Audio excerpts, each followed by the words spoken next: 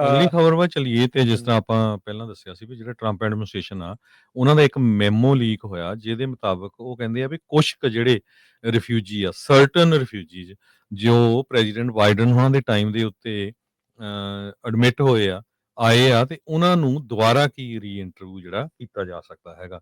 President Donald Trump ਉਹਨਾਂ ਨੇ ਇਹ ਕਿਹਾ ਵੀ ਅਸੀਂ ਇਮੀਗ੍ਰੇਸ਼ਨ ਕ੍ਰੈਕਡਾਊਨ ਕਰ ਰਹੇ ਹਾਂ। ਦੁਨੀਆ ਦਾ ਜਿਹੜਾ ਮੋਸਟ ਵਨਰੇਬਲ ਪਾਪੂਲੇਸ਼ਨ ਰਿਫਿਊਜੀਜ਼ ਹੁੰਦੇ ਆ ਕਿਉਂਕਿ ਆਪਣੇ ਮੁਲਕਾਂ ਤੋਂ ਡਰਦੇ ਮਾਰੇ ਜਿੱਥੇ ਉਹਨਾਂ ਦਾ ਧੱਕਾ ਹੁੰਦਾ ਤਦੇ ਇੱਥੇ ਆਉਂਦੇ ਆ। ਹੁਣ ਉਹਨਾਂ ਨੂੰ ਦੁਬਾਰਾ ਕੀ ਫੇਰ ਕਹਿੰਦੇ ਅਸੀਂ ਜਿਹੜਾ ਆ ਕੁਛ ਕੁ ਲੋਕਾਂ ਨੂੰ ਰੀਇੰਟਰਵਿਊ ਕਰਾਂਗੇ, ਵੈਟਿੰਗ ਕਰਾਂਗੇ ਤਾਂ ਕਿ ਉਹਨਾਂ ਦੇ ਵਿੱਚ ਕੋਈ ਗਲਤ ਬੰਦੇ ਨਾ ਆਏ ਹੋਣ। ਯੂਐਸ ਸਿਟੀਜ਼ਨਸ਼ਿਪ ਤੇ ਇਮੀਗ੍ਰੇਸ਼ਨ ਸਰਵਿਸਿਜ਼ ਨੇ ਇਹ ਕਿਹਾ ਆ ਵੀ ਰਿਵਿਊ ਤੇ ਰੀਇੰਟਰਵਿਊ ਪ੍ਰੋਸੈਸ ਇਸ ਮੈਮੋ ਦੇ ਮੁਤਾਬਕ ਜੋ ਨਵੰਬਰ 21 ਦਾ ਮੈਮੋ ਹੈਗਾ ਆ ਇਹਦੇ ਵਿੱਚ ਉਹਨਾਂ ਨੇ ਇਹ ਕਿਹਾ ਵੀ ਨੈਸ਼ਨਲ ਸਿਕਿਉਰਿਟੀ ਨੂੰ ਲੈ ਕੇ ਪਬਲਿਕ ਸੇਫਟੀ ਥ੍ਰੈਟ ਨੂੰ ਲੈ ਕੇ ਇਹ ਅਸੀਂ ਕਰਨ ਜਾ ਰਹੇ ਹਾਂ। ਕਹਿੰਦੇ ਬਿਟਵੀਨ ਫਿਸਕਲ ਈਅਰ 2021 ਤੇ ਫਿਸਕਲ ਈਅਰ 2025 2,35,000 ਦੇ ਕਰੀਬ ਜਿਹੜੇ ਰਿਫਿਊਜੀਜ਼ ਐਂਟਰ ਹੋਏ ਆ ਯੂਐਸਏ ਦੇ ਵਿੱਚ ਇਹ ਰਿਫਿਊਜੀ ਐਡਮਿਸ਼ਨ ਪ੍ਰੋਸੈਸ ਦੇ ਥਰੂ ਉਹਨਾਂ ਨੂੰ ਜਿਹੜਾ ਇਹ ਰੀਇੰਟਰਵਿਊ ਕੀਤਾ ਜਾ ਸਕਦਾ ਹੈਗਾ ਆ। ਸੋ ਇਹਦੇ ਬਾਰੇ ਜਿਹੜੀ ਡਿਟੇਲ ਇਨਫੋਰਮੇਸ਼ਨ ਆ ਉਹ ਤਾਂ ਚਲੋ ਆਪਾਂ ਜਿਹੜੇ ਅਟਾਰਨੀ ਆ ਜੇ ਤਿਰਕੀ ਆਣਾ ਹੋਣੀ ਉਹ ਜਦੋਂ ਸ਼ਨੀਚਰਵਾਰ ਨੂੰ ਪ੍ਰੋਗਰਾਮ ਹੋਊਗਾ ਉਹਦੇ ਵਿੱਚ ਜੋ ਡਿਸਕਸ ਕਰਾਂਗੇ। ਪਰ ਸਟੇਟ ਡਿਪਾਰਟਮੈਂਟ ਨੇ ਰੈਫਰ ਕੀਤਾ ਹੈ ਵੀ department of homeland security ਟ੍ਰੀਸ਼ੀਆ McLaughlin ਜੋ ਸਪੋਕਸ ਪਰਸਨ ਹੈਗੀ ਆ ਉਹਨਾਂ ਨੇ ਇਹ ਕਿਹਾ ਵੀ ਬਾਈਡਨ ਐਡਮਿਨਿਸਟ੍ਰੇਸ਼ਨ ਦੀ ਰੈਕਲੈਸ ਅਪਰੋਚ ਸੀਗੀ ਜਿਹਦੇ ਵਿੱਚ ਸਾਡਾ ਇਮੀਗ੍ਰੇਸ਼ਨ ਸਿਸਟਮ ਦੀ ਜਿਹੜੀ ਇੰਟੈਗ੍ਰਿਟੀ ਆ ਉਹ ਅੰਡਰਮਾਈਨ ਹੋਈ ਹੈਗੀ ਆ। ਸੋ ਆਪਾਂ ਪਿੱਛੇ ਜਿਹੇ ਖਬਰ ਇਹ ਵੀ ਸਾਂਝੀ ਕੀਤੀ ਸੀ ਵੀ ਜਿਹੜੇ ਸਮਾਲੀਆ ਵਾਲੇ ਆ ਉਹਨਾਂ ਦਾ ਟੀਪੀਐਸ ਸਿਸਟਮ ਜਿਹੜਾ ਕੈਂਸਲ ਕਰ ਦਿੱਤਾ ਗਿਆ ਹੈ। ਯੂਕਰੇਨ ਵਾਲੇ ਵੀ ਕਈ ਵਾਪਸ ਕਰ ਲੈਣ ਲੱਗੇ, ਯੂਕਰੇਨ ਵਾਲੇ ਵਾਪਸ ਭੇਜੇ ਗਏ ਆ, ਬਰਮਾ ਵਾਲਿਆਂ ਦਾ ਜਿਹੜਾ ਕਰ ਦਿੱਤਾ ਗਿਆ ਆ। ਪਰ ਬਹੁਤ ਲੋਕ ਕਈ ਅਪਸੈਟ ਵੀ ਆ, ਕਹਿੰਦੇ ਵੀ ਹੁਣ ਤੁਸੀਂ ਇੱਕ ਪਾਸੇ ਤਾਂ ਜਿਹੜੇ ਚਿੱਟੇ ਮੂਲ ਦੇ ਵਾਈਟ ਸਾਊਥ ਅਫਰੀਕਨਸ ਆ ਉਹਨਾਂ ਨੂੰ ਤੁਸੀਂ ਲਿਆ ਕੇ ਤੇ ਸੈਟਲ ਕਰ ਰਹੇ ਆ ਜਦ ਕਿ ਉਹ ਕਹਿੰਦੇ ਵੀ ਅੰਡਰ ਪੋਲੀਟੀਕਲ ਜੋ ਰਿਫਿਊਜੀ ਦੇ ਸਟੇਟਸ ਦੇ ਅੰਡਰ ਉਹਨਾਂ ਦਾ ਕ੍ਰਾਈਟੇਰੀਆ ਵੀ ਹੈ ਨਹੀਂ ਹਨਾ। ਕਹਿੰਦੇ ਵੀ they don't meet the criteria as refugees ਤੇ ਉਹਨਾਂ ਨੂੰ ਤੁਸੀਂ ਕਿੱਦਾਂ ਸੈੱਟ ਕਰ ਰਹੇ ਆ। ਤੇ ਜਿਹੜੇ ਲੋਕ ਆਲਰੇਡੀ ਪ੍ਰੂਵ ਕਰ ਚੁੱਕੇ ਆ ਵੀ ਹਾਂ ਸਾਡੇ ਨਾਲ ਧੱਕਾ ਹੋਇਆ ਤੁਸੀਂ ਉਹਨਾਂ ਨੂੰ ਸਟੇਟਸ ਵੀ ਦੇ ਦਿੱਤਾ ਤੇ ਉਹਨਾਂ ਨੂੰ ਤੁਸੀਂ ਹੁਣ ਦੁਬਾਰਾ ਕਿਉਂ ਜਿਹੜੀ ਇੰਟਰਵਿਊ ਕਰਨ ਜਾ ਰਹੇ ਹੈਗੇ ਆ। ਸੋ ਇਹ ਜਿਹੜਾ ਸਿਸਟਮ ਆ ਕਹਿੰਦੇ asylum system has become a huge loophole in our migration laws and we just have to be realistic about this। ਇਹ UN ਜਨਰਲ ਅਸੈਂਬਲੀ ਦੇ ਵਿੱਚ ਡਿਪਟੀ ਸੈਕਟਰੀ ਆਫ ਸਟੇਟ ਜੋ ਕ੍ਰਿਸ ਲੈਂਡੋਊ ਆ ਉਹਨਾਂ ਨੇ ਇਹ ਕਿਹਾ ਹੈਗਾ ਆ। ਸੋ ਹੁਣ ਦੇਖਦੇ ਆ ਡਿਟੇਲ ਦੇ ਵਿੱਚ ਕੀ ਹੁੰਦੀ ਆ। ਪਰ ਅੱਜ CNN ਇਹ ਰਿਪੋਰਟ ਕਰ ਰਿਹਾ ਹੈਗਾ ਅੰਡਰ ਦਾ ਹੈਡਿੰਗ ਵੀ Trump administration moves to reinterview refugees admitted to US under Biden. ਜੀ ਬਿਲਕੁਲ।